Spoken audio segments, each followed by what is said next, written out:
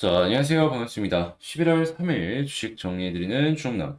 오늘도 시장 정리부터 먼저 시작해보도록 하겠습니다. 일단 뉴욕 증시는 페드가 75bp 금리 인상을 진행한 가운데 파월 의장이 매파적인 발언을 이어가면서 전체적으로 하락 마감하였습니다. 연준은 최근 이틀간 개최된 FOMC 회의를 마치고 75bp를 추가 인상해 기준금리를 4%로 인상을 하였습니다. 한편 연준이 이번 회의에서 목표 범위의 미래 인상 속도를 결정하는 데 있어 통화정책의 누적된 긴축과 통화정책이 경제활동과 인플레이션에 미치는 시차, 그리고 경제 및 금융 변화를 고려할 것이라며 언급해 이 금리 인상 속도 변화 가능성을 시사하긴 했지만 이후 파월 의장의 발언을 통해서 야, 이게 이렇게 되나라는 부분을 확인할 수 있었는데 어떤 내용이었냐면 우리는 여전히 갈 길이 다시 우리는 여전히 갈 길이 있으며 지난 회의 이후 입수되는 자료는 최종 금리가 이전에 예상했던 것보다 더 높아질 것이다라는 걸 시사했다라고 밝혔으며 금리 인상 중단에 대해 언급하는 것도 시기상조라며 아직 갈 길이 있다라고 언급해 다음 회의나 다음 회의에서 금리 인상 속도를 늦추는 속도 조절론은 꺼내들었지만 최종 금리가 이전에 예상했던 것보다 높을 수 있다라고 언급을 하면서 매파적인 발언을 내놨습니다. 그러니까 고점이 높아진다라고 생각을 하시면 될 것 같아요. 또한 이날 발표된 고용지표가 호조를 보이면서 연준의 공격적인 긴축 우려는 더욱더 커지는 모습을 보여주고 있는데 ADP 전미 고용 보고서에 따르면 10월달 민간 부분 고용은 전월보다 23만 9천 명 증가해 예상치인 19만 5천 명을 웃돌며 미국의 고용은 여전히 탄탄하다는 걸 확인할 수 있고 10월달 임금 상승률은 7.7%로 전월 대비 0.1% 하락했으나 여전히 높은 수준이기 때문에 이 임금 인플레 역시도 시장에 부담이 되는 상황이다라고 생각을 할 수 있겠습니다. 자, 국제유가는 WTI 기준 90달러로 플러스 1.84% 상승 마감하였고요. 채권은 혼조에 달러는 상승, 금 가격도 상승 마감하였습니다. 자, 그러면 조금 더 디테일한 내용을 위해서 뉴스들 하나씩 살펴보도록 할게요. 자, 일단 가장 먼저 아까 말씀드렸던 연준의 4회 연속 75bp 인상, 더 느린 금리 인상을 시사한다. 일단 고점은 높아지고 있지만 속도 조절에 대한 부분은 12월 달부터 조금씩 나올 가능성이 높거든요.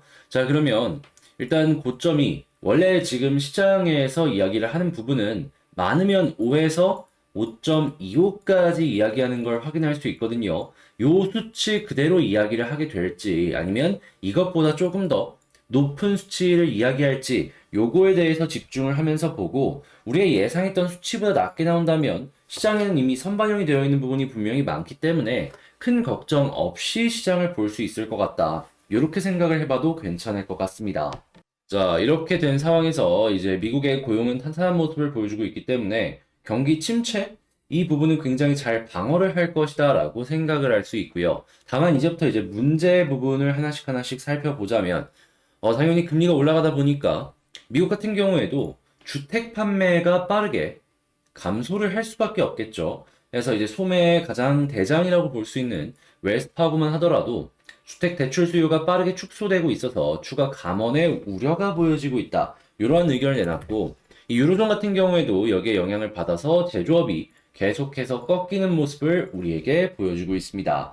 자, 그리고 가스에 대한 리스크는 여전하기 때문에 독일 같은 경우에는 에너지 위기를 어떻게든 완화시키기 위해서 이 대중교통 무제한 티켓을 상시화할 것이다라는 의견을 밝혔고, 그런데 이런 상황에서 러시아는 오히려 자국의 이득을 위해서 이 곡물 협정에 최근에 다시 합류를 하는 듯한 모습이 보여졌지만 언제든지 탈출을 할 수 있을 것이다라는 으름장을 내놓으면서 이러한 부분은 시장의 꾸준한 리스크로서 작용을 할 수밖에 없을 것이다 생각을 하면서 볼 수 있겠습니다.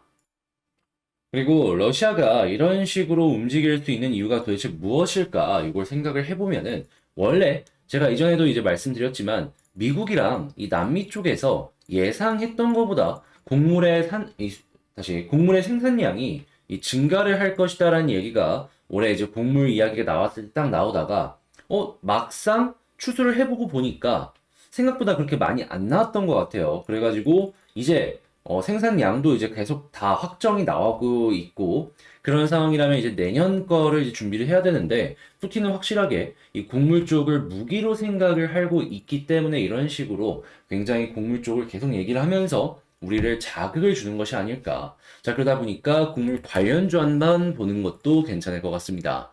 자, 그리고 이 바이든 행정부 이 동맹국에다가 미국과 같은 수준의 대중 반도체 규제를 요구하고 있다라는 이러한 의견을 내놓고 있는데 당연히 뭐 일본부터 시작해서 한국 기업들 같은 경우에는 여기에 영향을 받을 수밖에 없고 그리고 지금 세계 반도체 장비 시장에도 이러한 부분을 굉장히 크게 어필을 하는 모습이 보여지고 있어가지고 중국 쪽으로 들어가는 반도체 숫자가 급감을 할 수밖에 없을 것이다라는 건 우리가 차근차근 봐야 될 것 같습니다. 자, 그랬을 때 이제 나중에 중국의 이제 반도체 시장이 초토화됐을 때 이 비어있는 시장을 누군가가 먹을 것인가 요걸 이제 봐야 될 것 같은데 여기에는 가장 가깝고 그동안 잘 지내왔던 한국이 요번에 정치를 잘해가지고 완만한 관계만 유지를 해주게 된다면 훨씬 더 이쪽 시장을 조금 더 독점을 하는 이러한 모습을 확인을 할 수가 있겠죠. 자, 그렇기 때문에 한국의 정치를 일단 최우선적으로 보면서 반도체 상황이랑 엮어서 보면 좋을 것 같습니다. 자, 그리고 아이폰 14 최대 생산 중국 공장 주변에 봉쇄가 진행이 되었다라고 합니다. 애플 실적에 비상이 걸렸다라고 하는데 한국에도 부품업체들이 당연히 여기에 영향을 받을 수밖에 없겠죠. 자, 그러다 보니까 뭐 LG 이노텍 같은 이 부품업체들 역시도 이 부분은 리스크로 작용을 할 수밖에 없다라는 걸 감안을 하시면서 살펴보시면 좋겠고, 자, 이제 한국 시장으로 넘어와 가지고 지금 어떤 부분들이 조금 더 큰 리스크인지를 좀 살펴보자면, 자, 최근에 이 레고랜드발 사태가 어느 정도 해소가 되나 싶더니 이번에는 흥국생명의 콜옵션 사태가 발생을 하면서 다시 채권 시장이 꽁꽁 얼어붙었다라고 합니다. 이 조기 상환을 못 해가지고 신뢰도가 굉장히 깎이게 되었다라는 부분인데 특히나 이제 생명사다 보니까 금융사다 보니까 이번 사태가 굉장히 큰 타격으로 시장에 영향을 주게 된 것이 아닐까 이렇게 볼 수 있을 것 같아요. 자, 그러면 이것 때문에 PF 쪽이나 이런 것들이 살아나려는 움직임도 다시 얼어들을 수밖에 없을 것이고, 그리고 중소기업들도 현금을 다시 구하는데 엄청난 애로사항을 느낄 수밖에 없을 겁니다. 자, 그리고 이런 시장이 오히려 호재라고 생각을 하면서, 지금 투자해서 실적을 극대화해야겠다라고 생각을 하는 이런 이제 저비용 항공사들, 이런 제주항공들 같은 경우에도 유상증자를 진행해서 투자를 하려고 했는데 고환율에다가 이러한 사태가 지색이 되다 보니까 생각했던 것보다 현금 확보나 여러 가지 부분에 있어서 회사 입장에서는 불리한 상황이 연결이 될 수밖에 없다라고 볼 수 있겠고요. 자, 그리고 분양 같은 경우에는 당연히 안 될 수밖에 없죠. 미국이 지금 뭐 5% 이상으로 갈 것이다라는 전망이 압도적인 가운데 한국도 못해도 4.5에서 4.75까지는 갈 거 아니에요. 자, 그랬을 때 민간 분양까지 생각을 하면은 이거 될 리가 있겠습니까? 지금도 부담스러운데 여기서 금리가 더 오른다라고 생각을 해보세요. 쉽지 않은 것이죠. 그리고 주택이 이런 상황이라면 이 내구재로 꼽히는 자동차 역시도 할부나 여러 가지 부분들 때문에 부담이 될 수밖에 없어가지고 판매량은 당연히 자연스럽게 급감을 할 수밖에 없을 것이다. 이 부분은 생각을 하면서 봐야 될 것 같고요. 당연히 뭐 내구재로 꼽히는 냉장고나 이런 쪽도 영향을 받을 수밖에 없을 겁니다. 자, 그러면 이렇게 한번 말씀드리면서 이제 오늘의 시장 정리 한번 싹 맞춰봤는데 도움이 되었다라고 생각을 하신다면 구독과 좋아요, 알림 설정 한 번씩만 부탁을 드리면서 자, 제가 말씀드린 내용들은 이렇게 텔레그램 공부방을 통해서 장 시작 전에 올려드리고 있으니까 같이 한번 공부해보고 싶다 라고 생각하시는 분들은 영상 소개란에 있는 텔레그램 링크를 클릭하시고 입장을 하셔서 제가 올려드리는 내용들 하나씩 하나씩 보시면 좋겠습니다. 저도 이거 공부하는 개념으로 이제 정리해서 올리는 거다 보니까 여러분들도 이런 게 있구나 정도는 같이 한번 공부를 해봤으면 좋겠네요. 그러면 개별 종목 보도록 하겠습니다. 자, 제가 이번에 가지고 온 종목은 두산 에너빌리티를 가지고 왔습니다. 일단 어제 좀 많이 빠지나 싶더니 오늘 다시금 반등해주는 모습을 보여주고 있죠. 자, 그렇다라고 했을 때 이런 모습이 반복이 된다? 전 추가 상승을 기대감을 가지면서 봐도 괜찮을 것 같다라고 생각을 하거든요. 자, 그랬을 때 이러한 기대감을 더욱더 가속화시킬 수 있는 이러한 뉴스가 뭐가 있는지 지금부터 하나씩 살펴보도록 하겠습니다.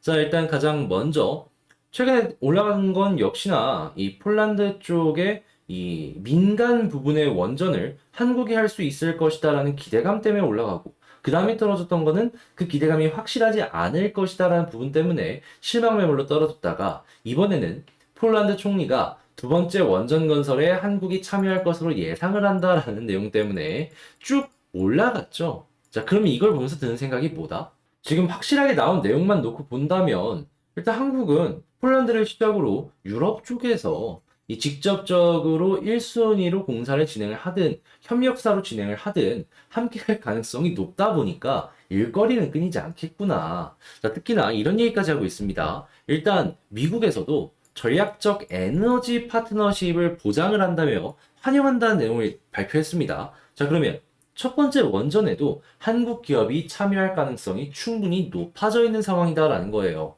자, 그랬을 때 두산의 역할은 뭐다? 협력사로서 갈 가능성이 매우 매우 높다. 자, 그러면 이 폴란드 다음에 뭐 체코나 여러 가지 국가들의 이름이 나온다라고 했을 때 두산은 뭐 돈을 많이 버나 조금 버나 일단 일거리는 끊이지 않고 계속된다. 이렇게 생각하면서 봐도 괜찮겠죠. 그렇기 때문에 현재 아래쪽까지 떨궜던 이 악재는 사실은 어떻게 보면 그냥 단순하게 심리적인 요인들 때문에 이렇게까지 연결이 된 것이 아닐까 생각을 하면서 보면 좋을 것 같습니다. 자, 그렇기 때문에 그렇게까지 흔들릴 필요는 이제는 없을 것 같고, 그럼 이제 어떤 걸 추가적으로 기대하면 좋을 것 같냐? 이제 생각을 한다면 저는 여러분들께서 사우디를 봤으면 좋겠습니다. 왜 사우디냐? 하필 왜 사우디냐라고 한다면 지금 사우디 쪽에 해수 담수화부터 시작해서 주단조 공장도 협력을 맺어가지고 짓는 걸 확인을 할 수가 있고 그 이외에도 다양한 사업을 사우디와 함께하는 움직임을 보여주고 있습니다. 자, 이렇게 중동 국가의 특징, 이렇게 한번 신뢰를 주면은 계속 같이 갑니다. 그러면 이 네옴시티 같은 거 이런 거 이야기 나오게 된다면은 두산이 충분한 역할을 받을 수 있는 거 아니겠어요? 자연스럽게 이러한 부분은 수주의 실적으로 연결이 될 가능성이 높을 것이고요. 그러면 이 원전도 굉장히 큰 파이지만 네옴시티도 절대 무시를 하면 안 된다. 이렇게 생각을 하면서 보기가 괜찮을 것 같아요. 자, 그러면 여기서 원전만으로 이 정도라면 네옴시티가 더해진다면 잘하면은 한번 시도도 가능하겠다. 그러니까 회복을 할 것이다라는 100%가 아니라 한 시도 정도는 한 번쯤 나오지 않을까? 이렇게 생각을 해보긴 저는 괜찮을 것 같습니다. 자, 그랬을 때 현재 위치의 수급을 한번 놓고 보자면 일단 좀 아쉽습니다. 외국인이랑 기관은 지금 이 순간에도 매도하고 있는데 여기에서 플러스로 바뀌어주는 모습을 보여줬을 때 그때부터 본격적인 반등을 한번 기대를 해보면 좋을 것 같고 오늘도 만약에 양봉인데 여기 마이너스 마이너스 나오잖아요. 그럼 내일 또 떨어질 수 있습니다. 요거는 플러스로 한 군데라도 바뀌는 걸 좀 기대를 해야 될 것 같네요. 근데 만약에 된다? 그러면 21선 차근차근 돌고 지금 11선이랑 21선 골든 크로스 나왔거든요. 그러면 61선까지 한 번 더 시도가 가능하지 않을까 생각을 해볼 수 있고 61선 돌파하면은 121선 아니죠. 481선까지 시도가 나올 가능성이 높지 않을까 기대를 하면서 보기가 괜찮을 것 같습니다. 물론 이 떨어진다고 했을 때 최종 지지라인은 주봉과 월봉에 있는 요 아래쪽에 있는 60개월선과 240주선을 보면 될 것 같고요. 자, 그러면 현재 방금 말씀드린 내용들을 가지고 총정리를 해보자면 가장 베스트는 21선 위에서 횡보하는 건데 일단 수급적인 부분에서 외국인이랑 기관 둘 중에 하나라도 매수세로 바뀌어줘야지 현재 위치에서 차근차근 좋은 모습을 보여줄 수 있다. 자, 그런데 아직 이 부분이 아쉽기 때문에 요거는 무조건 주목을 해봐야 되는 부분이고 그 다음에 21선 위에서 계속 횡보를 해주는 모습을 보여주게 된다면 그 다음은 61선까지 시도를 하는 거 이걸 첫 번째로 보고 만약 61선 돌파한다면 481선까지 우선적으로 보는 거 괜찮다. 자, 그리고 재료상으로 놓고 봤을 때 뭐 체코 쪽이나 아니면 폴란드 원전도 괜찮지만 사우디도 주목을 해볼 만한 가치는 충분히 있어 보인다. 그리고 지지라인 같은 경우에는 일봉이 잘 안 보이니까 주봉과 월봉상에 제가 말씀드렸던 장대 지지라인 요걸 보면서 최종 지지라인 살펴보도록 하자. 이렇게 말씀드리며 두산 에너빌리티 마치도록 하겠습니다.